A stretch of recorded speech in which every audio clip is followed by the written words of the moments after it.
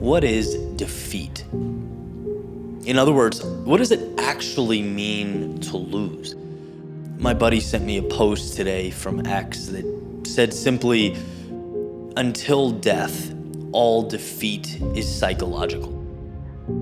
Why?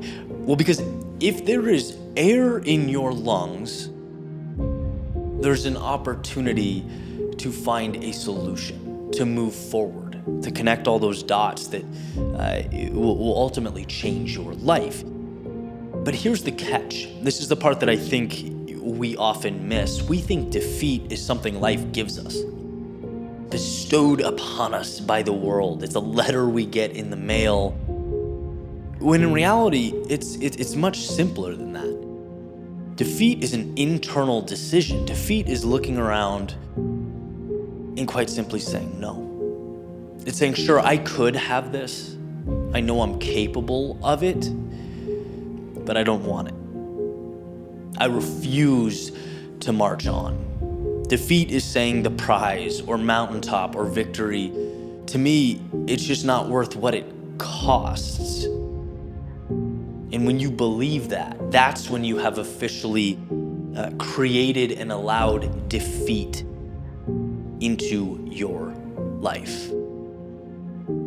It's a willingness question, a how bad do you want it question. Because here's the deal, the road to anything meaningful is difficult. A willingness to pivot, to pick yourself up off the floor and continue into an unknown that, let's be real, owes you nothing. Well, that can hurt. That's not a comfortable process. But the truth is, it hurts less than defeat. Waking up 2 hours earlier to find a way to build yourself up, to get ahead, that's far less painful than looking in the mirror and saying, yeah, I could have, but I didn't. I could be there, or at least on the way, but I'm not. And it's amazing to me how the mind will rationalize. We can convince ourselves of anything, which is great when you're your own ally. But it's simultaneously devastating when you're your own worst enemy. The same circumstance that tells you to go can be interpreted as a reason to stop. The brain knows it's been 2 years since you started your business. It knows you've been working on your health for 6 months. It knows the process is taking longer than expected. And so, you're tasked with the interpretation of these data points. How do you interpret that information?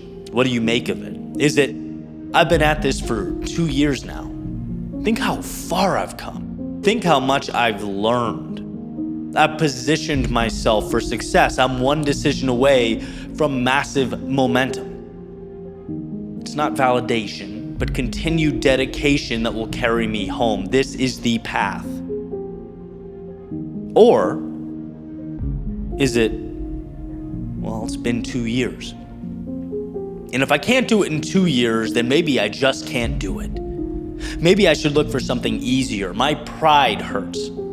I'm letting myself down. I look dumb, right? And the list goes on. That is the fork in the road that means everything. That's the maze that few find a way out of. Not, as previously said, of an inability to find the exit, but because of a lack of commitment to the twists and the turns. Is it, I've been working on my health for 6 months. Look at the foundation I've built. When I look in the mirror, sure, I don't necessarily see the results I wanted now, but the habits are there. I've made some progress. I've lost some weight. My ability to run has improved somewhat. Now it's a matter of carrying on to that exponential growth. And that may be just around the corner. Or, just as in the previous example, is it, if I can't do it in 6 months, then maybe I can't do it. Might as well go back to McDonald's for lunch and ice cream after dinner every night. It's over. This is not for me. You see how both ways of talking are, at surface level, perfectly reasonable? Both make sense, complete sense. But life is not predetermined, it's a choose-your-own-ending storybook. The story you tell yourself becomes the story you live. And if you hear that and think, cliche, well, I have news. You're overlooking the magnitude and capability you have with regard to controlling your life and your destiny. Something like 5 years ago now, I created an ebook with some thoughts. And this is one that I continuously go back to. Quote, "When I make myself the victim, I become resentful. When I make myself the hero, I become empowered. With such an array of outcomes, I am forever grateful for the ability to shape my own legacy." And it's summed up with the quote, "If you aren't happy with the role you're playing, change it." Right? You don't have to be the one who gives in, who throws the towel or walks away. There's more around the corner if you're willing to walk around the corner, if you're willing to find it. See, we are in life who we believe ourselves to be. And you can take that greatness on. You can become the person who looks in the mirror and sees determination staring back, sees resilience looking you in the eyes. You can be that. You can become the person who finds the upside. And I promise you, that's an incredibly small group walking this earth. Most people do the inverse of that without realizing it.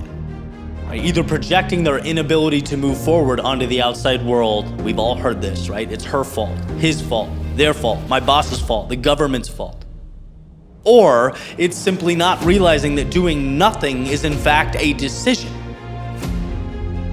When we make constant concessions, when we think the current moment was fate or destiny and not an invitation to something better, we are choosing to be less than we can be. And so my point here is pretty simple. Doing things that matter is hard. And it's hard because ruffling the feathers of the status quo comes with unknowns and obstacles. It provides a million off-ramps, reasons to settle or turn around.